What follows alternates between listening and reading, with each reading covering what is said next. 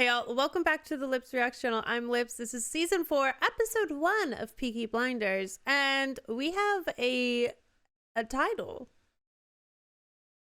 We haven't, the episodes thus far have not had titles. They have just been episode 1, episode 2, episode 3, episode 4, episode 5, and episode 6, which has been interesting to me.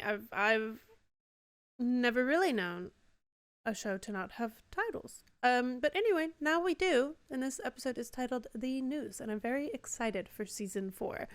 I have heard good things. And you know what?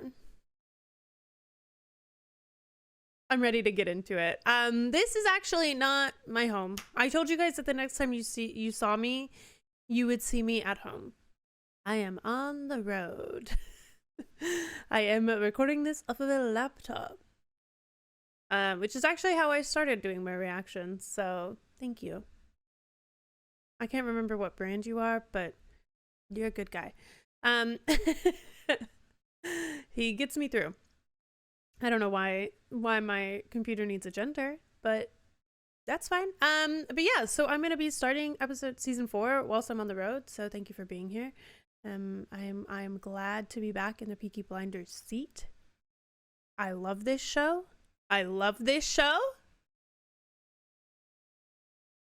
It makes me warm and fuzzy inside, but also, like, it's intense. It's intense and it's devastating sometimes, and it's a little bit sad and it's heartfelt, but the characters, it's really about the characters for me. It's about Tommy, it's about Arthur, it's about Polly, even Michael, even Esme, that's her name. And you know, it's about the character arcs and these characters kind of having their own struggles and their own wins. And like, I'm very attached to Arthur right now. Like, I love Tommy Shelby. Tommy Shelby, I think like a lot of people out there, probably Tommy Shelby, oh my goodness, here's my number. You know what I mean? But Arthur, his arc, and somebody commented once and was like, all 3 of the brothers, the older brothers, have PTSD. And I think that is a very fair call out. Obviously with Arthur, his manifests in a very intense and damaging way, not only for himself but for others. And Tommy and John seem to kind of handle it behind closed doors. But to give them credit, that they're all overcoming the PTSD struggle from the war. Totally fair. Arthur's struggle has been really heartbreaking, and empathetically, it has been really, like, almost beautiful to see him kind of move through this, try to find a way to coexist with the pain that exists with him. But then also something that I really appreciate and recognize with him is something that I feel similar about how I experience life, is that life has like really high highs and really low lows. And that seems to be something that Arthur is dealing with within the midst of the PTSD, is that like his highs are really good. They're really fantastic. They're the best thing that's ever happened in the world. And then his lows are terrifying. They're very, very scary. And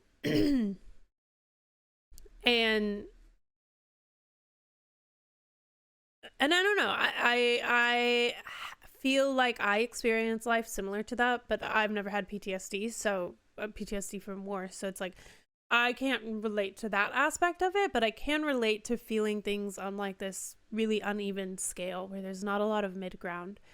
And it makes life feel very beautiful at times, but it also makes life feel very devastating.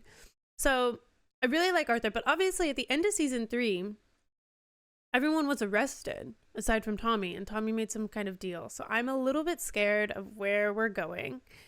I'm a little bit, it's always very fascinating to me that Tommy doesn't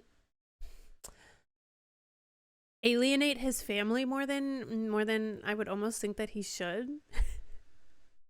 Like, he does these things, gets everyone arrested, I mean, right? He brings them out of the house. He sets them all up to be in the right place to be arrested.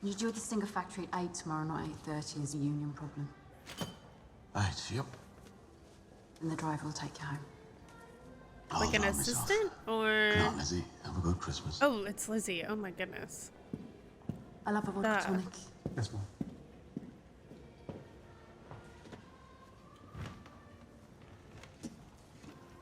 She's. Tommy, I've had Christmas cards from John, Arthur, Ada, Michael and Polly. And an invitation. New Year's. Oh. Party at John's house. Party at John's big house. Good for him. Oh, we're Ada's not gonna coming back from go. Boston for it. Oh, no? It is in Boston. It was me who gave her the time off. Oh. Why don't you come? Just turn up, bring Charlie, bring a lump of coal, first footing. Dark-haired man crosses the threshold to bring good luck for the new year. Hmm? The babies will make everybody okay. Babies stop everything. Can't pull a razor with a baby there, not even Esme. Oh. Oh. There is animosity. Just come. See what happens. There. I was saying that would make it feel more real. Tommy, you've never even seen Arthur's kid. Nor John and Esme's. A drink, maybe. Yeah. Billy? Who did you get for me? Oh. Teresa. I said someone new. Understood. Lizzie's still holding that flame, isn't she? Do it for Charlie. Charlie should know his Whoa. cousins. I got Charlie a real horse. Is he? And a toy. Thoroughbred. And on Christmas Day, it'll be just you and Charlie. And the horse. Tommy. Can't live like Tommy. this another year. Sex, freedom, whiskey sours. Which one should I give up first, Lizzie? Eh? I got you something. Tommy. Sex, freedom, whiskey sours. Take that money, Lizzie. Take that money.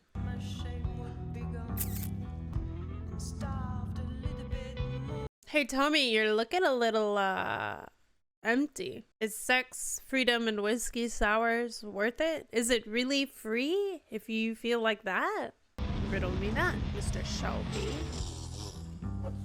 Whoa, Michael! I'll tell him. There are no men in the cutting shop, so there can be no comparatives. That's a woman. Union convener causing all the trouble. My name's Jesse Eden. It was Jesse Eden. Tommy. Sometimes I have a sniff of snuff, so what? How's your mother? Oh, he's confronting him. Look, the cocaine keeps me awake. And when I do sleep, I dream about what happened. I wasn't asking about you, Michael, was I? Wow, well now everyone has some new, fresh PTSD. She says that when she was inside the noose, she saw spirits. She's running seances, but people just come to the house to steal things. PTSD fresher than a Subway sandwich. The spirits she sees are real. Believe it with her. Keep it off whiskey and stop giving a fucking smell. Sounds like family advice. You coming back? Nothing to come back to. Not true, Tommy! Find out about that woman, Jesse Eden. Don't let your mother keep cash in the house. And oi, no cocaine in our registered premises. Alright, I feel him waking up, okay? I need him to be a little more present with his family. I'm hoping that will come. I'm hoping it doesn't have to be a tragedy that brings them back together. But I feel devastated. I mean, of course everyone has PTSD. That everyone almost being hung. And then also I'm kind of mad at Tommy because like you're just gonna sit there and stay distant from this family that you set everyone up to be arrested for your gain. Oh, my sweet. Oh, my heart. Oh, Polly. Crushed to death in the canal. Oh, she's seeing her husband. Miss Elizabeth Gray. Birmingham, Great Britain. Whoa! For fuck's sake. Okay. He's seems to be handling it a-okay. It's okay. I'm staying with Polly. She's in a bad way. I'll bring her to her senses. Yeah, actually, that could be good.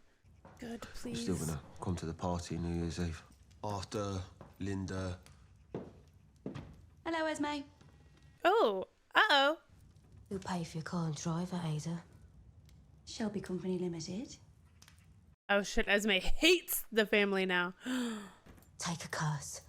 Back to the money. Anyway, there's your presents. Beautiful facial reactions from Ada. For Christmas, get him a sewing kit. So he can sew his fucking balls back on. Oh my god, John! My god, you just unlocked my riddled lungs. Stop, that blonde hair made me think of Grace for a second, and I was like, what timeline are we in? But it's Linda. Everyone has the same piece of mail. Oh. Hello, Esme. Oh, damn it. Linda and Esme are probably one and the same, aren't they? Esme called to say Ada's on our way over.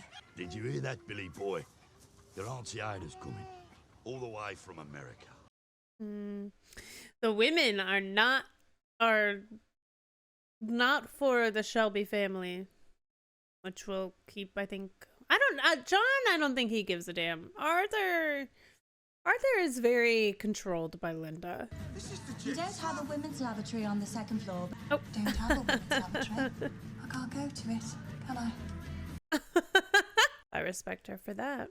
The male wire cutters in the Rover factory a mile and a half down the road are paid 10 shillings a week more. Different factories, different rights. Both factories are owned by you, Mr. Shelby. Oh, he did get caught there. It's about 10 shillings a week for working mothers so they can buy shoes for the kids. How would I choose myself? So now you deny others. Ooh. I will increase the pay of the female cutters in this factory by 5 shillings. And I will cut the pay of the male cutters in the Rover by 5 shillings. Ooh. And I will tell the men whose idea it was to cut their pay. Uh-oh.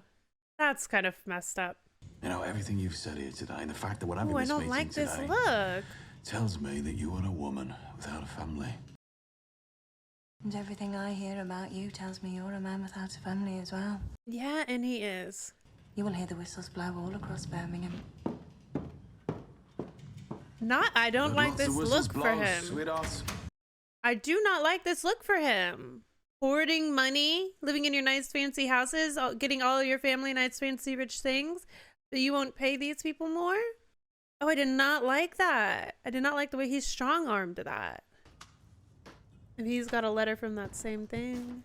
I'm sorry to keep asking, but Chef needs to know how many for dinner tomorrow. Oh, no. You. He's foreign, he gets very upset. No one. Oh, will you tell Chef there will be 27 guests? I thought Charlie could do with some company, so I asked Johnny Dogs if he knew anyone who'd like to eat goose. Oh.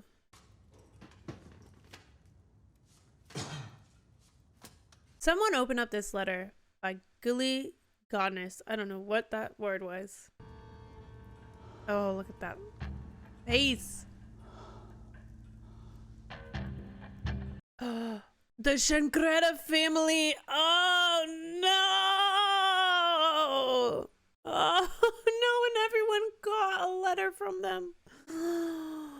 What about you, Linda? You working? I've been seeking work as a teacher. It's quite difficult. Shelby name. Oh, that's sad actually. Arthur occupies his time in the garden, doing voluntary work. Oh. Yeah, well. Ada's reaction to that is crazy. I want to open a garage. Sometimes cars attract ambitious men. Yeah, but Let the man dream, Linda. Oh, that's sad. Arthur, you checked your post. I just got served a black hand Uh-oh. from local Changretta. Jesus. When he says it like that, like I already knew it was bad, but when he says it like that, The Sicilian fucking mafia. holy shit. Just check your post, Arthur. Oh my gosh. Ooh. Arthur, I was just leaving. No, you're not. I need to talk to you. You stay stay here. An act of kindness to not include Linda, or she won't take it that way regardless. It's from Luca Changretta. Right, we killed his dad. It was Tommy who killed him. It was fucking Arthur pulled the trigger. It was. It makes no fucking Tommy was difference. gonna For the torture family. him. The Black Hand came here. Everybody will have got one. Oh. We made an agreement. We're the family now. Oh, wow. We can look after ourselves. Oh, he wants to call Tommy. Oh, wow. Bobby served a Black Hand. And she won't even let me keep her fucking spud gun in the house. Shit. I've got a gun in the glove compartment. You take that for now. So the wives essentially are saying, no, you're not allowed to talk to Tommy anymore, which, fair. I am emotional. I just don't know what fucking emotion it is. But like, Ada's still working with Tommy. Polly is just, she's not there. The spirits are keeping her at bay. Because Michael's also working with Tommy. So it's really just the wives are the issue. Let's kill them off. Bring the family back together. I'm just kidding. Esme and Linda, you can live. But just... Some eggs, you give them to Polly, all right? Oh. You, keep your eyes on the road. Oh, wow. Now he has a gun. Thanks, Ada. Who was on the phone, Arthur? John, wishing me Merry Christmas.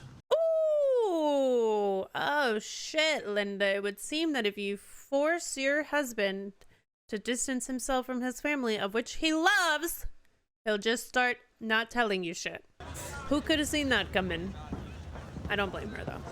Especially, they have a kid now. A man looks like a Changretta if I've ever seen one. Wait, so does this guy? Ah, okay, so him. Wait, so does this guy? It's the hat. Take off the hat. Ooh, he had a black hand on. Ooh, okay, that's good. You with those other Italians? We're Americans. And what's the purpose of your visit? Business. Pleasure. Pleasure. Oh, it probably is pleasure. Oh, no! Why haven't you opened your post? Tidied up. Ada's coming today. Polly and Ada have such a beautiful relationship. Bentley's no good in the cold. You should tell him. Any other messages for Tommy? Yeah, fuck off. Oh. Well, Polly is a woman on her own, and she is making these decisions for herself. No, he said that I'm to accept that you have a gift. You don't think I recognise his strategies? Me and Lizzie decided that this new year, we're all to turn a page. Thank you, Lizzie. Ah. Oh, Word is like a bullet to me. Oh, what? What? Why? Ow! See your sister in that chair sometimes. Oh, Polly. I bought these. One for you and Ada, one for you and me. So Tommy said keep it off the whiskey. So he brought champagne. I'll Hey! drink champagne the day my son leaves the employment of Shelby Company Limited. Oh. Now, this is your job, Charlie. There's up for Santa for his whiskey. I know it. Merry Christmas. Oh, but it's so lonely. He stays strapped up in his own house while hugging his own kid. Oh, the music. It's just Ada, I think. I hope. Mr. Shelby, it's your sister. I know. Send her in. Oh, wait. Oh, he can't even breathe. That is... I'm scared for him. To be fair, though, she is coming in with this giant... I'm guessing Arthur and John have had one as well. Hello, Tommy. Hello, Ada. Welcome home. Boss says that Changretta is a soldier for the Spignati family, which means that he'll have men with him. Master's checking Cunard records to see if they're already in England. And they are. If we stay out in the open isolated, he'll pick us off one by one. We need to be together in a place Nothing if they like want us to being go. served the black hand to bring the family back together. You tell Polly and Michael I'll deal with John and Arthur. And Esme and Linda? Fuck 'em. Anyone who wants to live to see another Christmas needs to come, but it's safe. When this business is finished, we can go our separate ways. Oh. Go and see Polly and explain. She'll have had a card as well. Do you think I'm on the list? Absolute what? Yeah. I gave my gun to Arthur. Oh. Oh. What? That was I respected that she gave the gun to Arthur, but that was interesting lack of foresight for Ada. Why wouldn't you think you're on the list? Welcome, Mom. Oh. Yeah. That would be a Peaky Blinders welcome home, wouldn't it? All right. Oh. It's Father Christmas. And if you're good, you get what you deserve. Fucking come here, you. I do like them together. I like Esme more than Linda. No offense to Linda. Linda, I think, wants Arthur to be something that he just entirely isn't. Where Esme doesn't necessarily want John to be anything that he isn't. She just wants John to not follow Tommy blindly and make his own decisions. Whereas Linda's like, you will be this perfect man, and I'm just gonna pretend that you were never not a Peaky Blinder. I'm just gonna pretend you were never a Peaky Blinder, which just isn't possible. Family meeting, Charlie's Yard, Boxing Day, midday. If you have to pull a gun on Linda, do it. Merry Christmas. Oh. Merry Christmas, Tom. Oh no, I'm sorry, Arthur. You were so cute with your little chickens holding your son. My tablets were in the bathroom cabinet. What did you do with them? Good man. Tommy's orders. No, my own decision. But it was. Tommy said to bring his spirits with you, but I can't. Hello, Polly. Hello, Michael. Sorry. Sit and talk. We'll put things back together. It's okay. Thanks, Ada. No, you stay. That made me so sad for Polly. Today, everyone in the family received one of these. Tommy's called a family meeting. He wants you both to come. Needs you both to come. Oh my gosh, I'm heartbroken for Polly. I'm really sorry to bother you again, sir. But Chef insists on knowing what time the guests will arrive. Oof. He's asked specifically. Will they arrive before the King's speech or after? He said he was new this, Chef. Oh my gosh. October. Uh-oh. Uh-oh. Fire He's him. fallen. He's Italian, sir. No! Get him out! Get him out! Get him out! Do we have his references? Yes. The only problem has been his assistant. He calls him his sous chef. Tommy, they're in your house. Are they still working, Francis? They'll be there till midnight, sir. Oh my god, I feel sick to my stomach. Holy shit. And I thought about your offer. I'd be happy to sit at your table. Oh, there's not gonna be a table. He's gotta kill them. And I'm so sorry if that's a stray, if they are not actually Changretta workers, but... Oh... He seems like a sweetie. He just seems like he's like a little chef. It's all right, don't get up. Oof. I haven't taken time to introduce myself. Antonio. What have you done that's so wrong, eh? What? Sous chef. Peeling potatoes. It's an emergency. Late notice. Uh-oh. Antonio. Yeah, £10 for the late notice. Huh. You wanted to know if my guests would arrive before or after the King's speech? Hey? Yeah. I don't know. I'm inclined to think he's just a sweet sweetie, but... How are you? Worried about tomorrow. Oh, are you? Oh, no. Yeah, I'm worried about Antonio. Thomas Shelby. My hand has blood. Oh, mine too. Red right hands. Hey.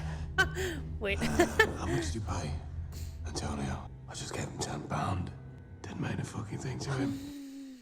Oh, that was a little test. Maybe it isn't you that pays him. You used to work in a place called San Marcos. I used to know the man that owned San Marcos. Greta, right? A man called Darby Sabini. Oh, Sabini. I've never met him. No. Antonio, maybe he's met him. Oof.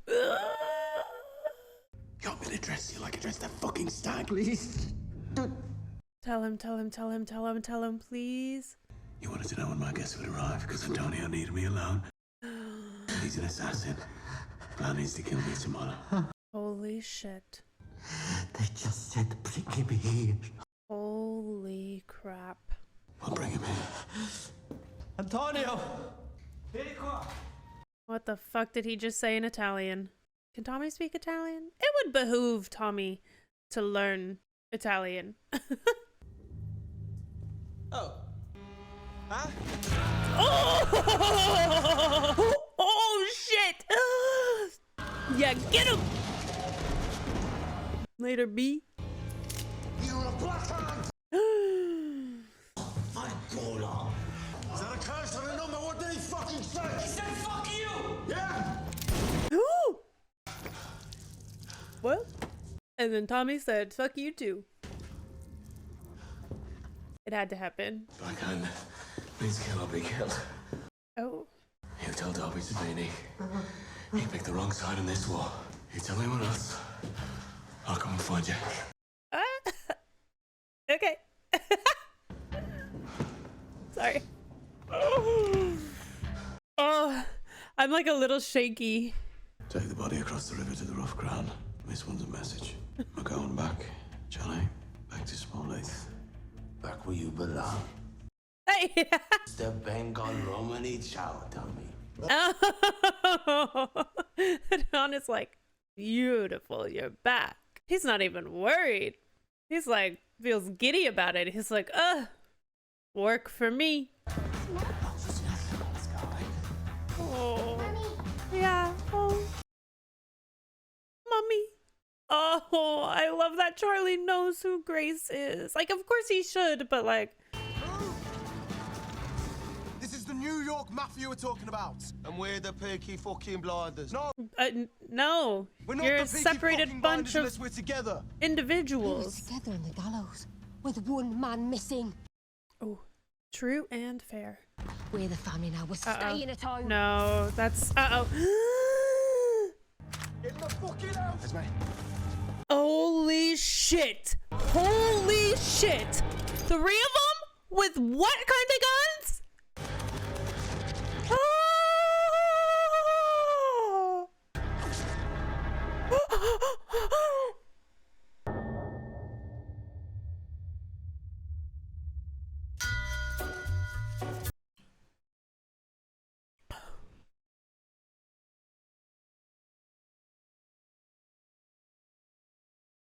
Oh. Yeah, sorry. Yeah. I should have closed the glass door. Sorry. No, it's just the end of the episode. It's just a very intense show, sorry. Oh, I forgot. That episode was so good. I forgot where I was. I forgot I didn't close the actual door. Just the blinded door. I am at my parents' house. I didn't say that. That was my dad. Holy shit. Okay, that was a great episode, but oh no. Season 4 is off to a bang. Holy shit. Wow, I cannot blame Esme and Linda for the way that they feel, because they are not wrong. What Esme said there at the end is not wrong. She said, you guys were all in the gallows except for one. And she's not wrong. I mean, and Tommy barely saved them. That was such a close call. It was so close that there was a part of me that was like, maybe we're just moving into a true villain arc. And like, honestly, some of Tommy's behaviors in this episode were not my favorite, but mostly just the like unwillingness to raise the pay for the women wire cutters. It's like, you could just do it. You could just do it. I'm sure you could just do it.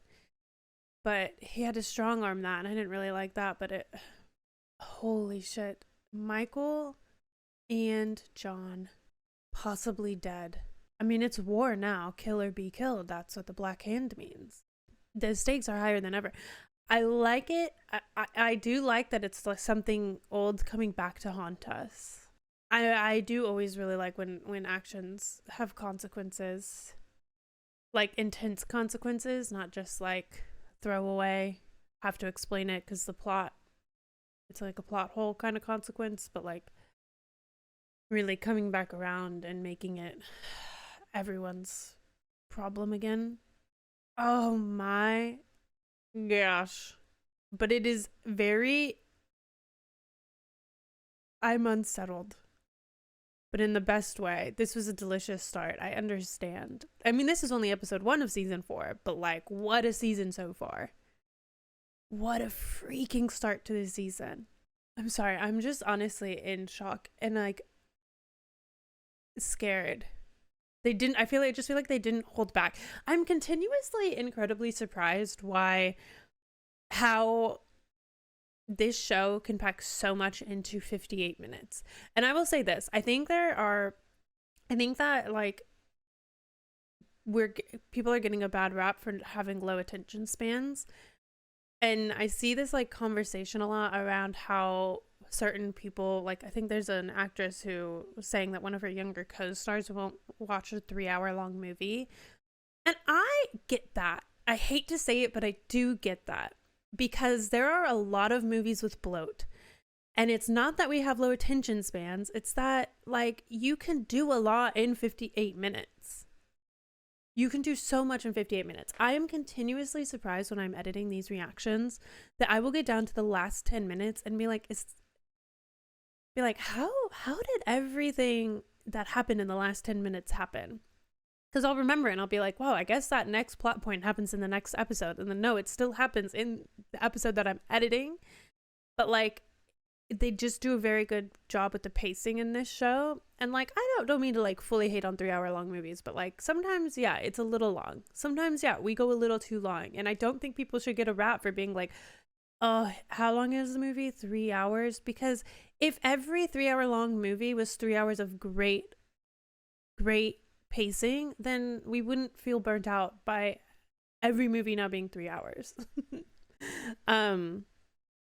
Some of it, yes, is attention span, and I can respect that. But yeah, I am on the side of like, not all movies need to be 3 hours. You can do a lot in an hour and a half. You can do a lot in 2 hours. You can do a great job in 2.5 hours. 3 hours, you need to really explain yourself. I need you to write me a thesis on why your movie is 3 hours or longer. Just because there are enough 3-hour long movies out there that shouldn't be 3 hours, in my opinion. But, you know, everyone experiences things differently. So it's all subjective. Art is subjective. Okay? And time is such a finite resource. And time seems to be, I never seem to have enough time in the day. And while sitting down for 3 hours of pleasure to watch entertainment should be like something we all have, it just simply isn't. It just simply is not the amount of time that we all have to always do that or to justify it. So I think that has something to do with it too. We're all working really, really, really hard these days, and making ends meet seems harder than ever. So it's like, yeah, when you ask me to spend 3 hours on one piece of media for it to maybe be good, you are asking a lot of people. Anyway, back to this actual episode. Episode 1 of season 4. I was saying at the beginning that I was hoping, not necessarily that I was hoping, but that Tommy seems to kind of like do these things and get people into these positions that aren't enjoyable for them, and then he kind of gets off easy. And I will say that was not the case. And I think this added element of like internal family strife it's what I needed. It's what I didn't really know that I needed. I didn't know that I needed it as bad as I did. Like, I could have had everything be okay and I wouldn't have really thought about it but I think this episode was perfect. I kind of hope that there's like I hope it doesn't just like, everything doesn't just go back to normal, and I don't think it will. I think it's very interesting that the wives are clearly like a big part of the distance. Now Polly is an outlier in that, because Polly is not married to anyone. That is adding to this, but she is a grown woman and she is pissed off. And she's been burnt by Tommy time and time again, but she's also like, she's kind of been at her limit with Tommy, I think, for a minute, because she's been one of the very few people who is able and willing to tell Tommy that she disagrees with him. And Tommy almost always goes, okay, I hear you, but I don't care. My idea I think is better, or how I'm going to do it I think is better. And Tommy does a decent job, or he used to at least, of like making people feel heard, but then also not taking their advice and still doing his own thing. And then also like not letting anyone know what's happening and still like making his family feel somewhat included in things. Obviously, until he got everyone arrested. And I say he got everyone arrested, right? It's not that he set everyone up to get arrested, and I fully understand that, but he did fully think, I'm going to make this plan. It will keep everyone safe. No, I won't let anyone die. I'll get everyone out of this. Like, he did this. And then obviously the fact that they all got to the noose part of the hanging and had the nooses around their neck, the PTSD from that is clearly evident. At least in Polly, it is heartbreaking where she is. And that bit of acting from the actress who plays Polly, I believe rest in peace to her, right? Holy shit. I'm still, like, my nose is still running from crying about that. The way that she portrayed that moment, was beautiful. It was stunning. It's some of the best work we've ever seen in this show, and there are some amazing moments from the actors and actresses in this show. Some of my favorite bits of acting have come from this show because it's, again, I think the pacing of each episode, I think the intensity and the drama, but then also it's the acting and the writing and the pacing of the show, I think, that do this. It's a lot of things combining together to create this magic. And I've said this a few times, so I'm kind of beating a horse at this moment, but like, I feel inside of these characters' brains. At least I feel inside of their hearts. Maybe with Tommy, I don't always know what he's going to do, but I do honestly usually feel like I know kind of what he's thinking about, or like I feel his feelings. I feel Polly's feelings. Like, and that is so... It feels so visceral too. And I think that is one of the reasons why I feel so connected to this show, and I love this show so much, is because I just feel so in it. And yeah, anyway, I love this show a lot. I'm very excited to keep going with season 4. What a phenomenal start. And next time I'll close the doors so that I don't scare my dad. That was so funny. Bless my parents for letting me stay with them for a month. And they're doing so many activities with me, which I think I'm so fortunate to have a job like this where I can spend a month with my parents and hang out with them. Like, so freaking lucky. And that they're letting me use their little guest house, their casita, to